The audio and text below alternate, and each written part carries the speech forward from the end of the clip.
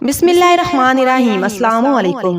ہمارے channel Naveera health with beauty پر نئے آنے والے ویورز اور پرانے ویورز کو ویلکم۔ آج میں آپ کے ساتھ ایک بہت ہی اچھی ویڈیو کے ساتھ حاضر ہوئی ہوں۔ جیسے کہ بڑی عید کو چند دن باقی رہ گئے ہیں اور بڑی عید گوشت کی قربانی کی عید کے حوالے سے بھی جانی جاتی ہے۔ قربانی کی اس عید پر ان باتوں کا خیال رکھیں۔ نمبر 1، تازہ کٹے ہوئے گوشت کا درجہ حرارت تھوڑا زیادہ ہوتا ہے، اس لیے سب سے پہلے اسے ٹھنڈا کرنا ضروری ہے۔ اس کے لیے گوشت کو ٹھنڈی جگہ رکھا جائے تاکہ اس کا درجہ حرارت کم ہو سکے۔ نمبر 2، قربانی کے گوشت کو فریز کرنے سے پہلے گوشت کے پارچوں کو اچھی طرح دھو لیں اور چھلنی میں رکھ کر اس کا پانی نکلنے دیں۔ پھر چاہے اس پارچوں کی شکل میں رکھیں یا بوٹیوں کی شکل میں یا کیما بنوا لیں۔ نمبر 3، عام طور پر جتنا گوشت ایک وقت میں استعمال کرتے ہیں اس حساب سے چھوٹے چھوٹے پیکٹ بنا لیں۔ ایئر ٹائٹ تھیلیوں میں اس طرح بند کریں کہ نہ اس میں پانی ہو اور نہ ہی اس میں ہوا ہو۔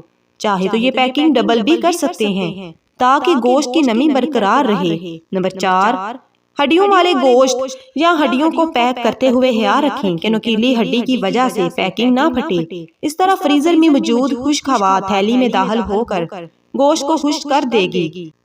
نمبر 5، قربانی کے گوشت رکھنے سے پہلے فریزر کو ہائی کول پر کر دیں تاکہ گوشت جلدی ٹھنڈا ہو جائے اور خراب ہونے سے محفوظ رہے۔ گوشت رکھنے کے بعد فریزر کو بار بار نہ کھولیں کیونکہ اس طرح گوشت دیر سے فریز ہوگا۔ نمبر 6، گوشت کی تھیلیوں کو ایک دوسرے پر نہ رکھیں، اس طرح گوشت فریز ہونے میں وقت لگے گا۔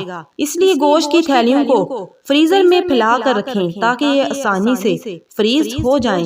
گوشت فریز ہونے کے بعد تھیلیوں کو ایک دوسرے پر رکھ کر جگہ بنائی جا سکتی ہے۔ فریز شدہ تھیلیاں ایک دوسرے سے نہ چپکیں گی اور نہ ہی ان کا شیپ خراب ہوگا۔ نمبر 7، قربانی کے گوشت کو پگھلانے کے لیے گوشت کو کچن میں سنک میں رکھ دیں اور پانی گرم ڈالنے کے بجائے ریفریجریٹر میں ہی رکھ کر پگھلائیں۔ گوشت کو پکانے سے 12-13 گھنٹے پہلے فریزر سے نکال کر ریفریجریٹر میں رکھ دیں۔ آہستہ آہستہ گوشت پگھل جائے گا اور جراثیم سے محفوظ رہنے کے ساتھ گوشت تازہ اور صحت بخش رہے گا۔ نمبر 8، اکثر لوگ پگھلا ہوا گوشت دوبارہ فریز کر لیتے ہیں جبکہ ایسا کرنا درست نہیں۔ گوشت پگھل جائے تو اسے دھو کر استعمال کر لیں۔ نمبر 9، قربانی کے گوشت کے پیک پر نام لکھنا نہ بھولیں تاکہ آپ کو پتا ہو کہ اس میں کس طرح کا گوشت پسندے، چانپے اور کیما ہے۔ اس طرح آپ کو اپنی ضرورت کا پیک ڈھونڈنا نہیں پڑے گا۔ نمبر 10، قربانی کے گوشت کی ہیٹ ختم کرنے کے لیے پکانے سے پہلے گوشت کو نمک، پانی، بیسن اور سرکہ یا لیموں کا رس ملا کر دھو لیں پھر پکائیں۔